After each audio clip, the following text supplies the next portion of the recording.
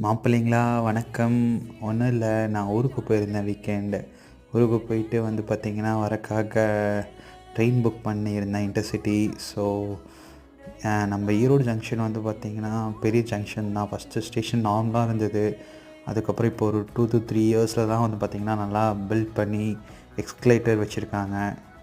So escalator வச்சங்காட்டி கொஞ்சம் நடக்கிறதுலாம் ஈஸியாக போயிடுச்சு.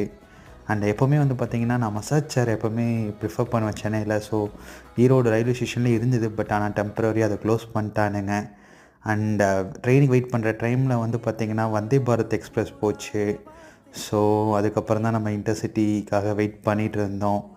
ஸோ அப்படியே ட்ரெயின் வந்துச்சு. ட்ரெயின் வந்த உடனே நம்ம வந்து பார்த்திங்கன்னா ஏசி புக் பண்ணியிருந்தோம். அது தக்கலில் தான் டக்குன்னு கஷ்டப்பட்டு புக் பண்ணோம். ஸோ அப்படியே ஈரோட்லேருந்து கிளம்பியாச்சு. சென்னைக்கு வந்துட்டுருக்கோம் மாமா.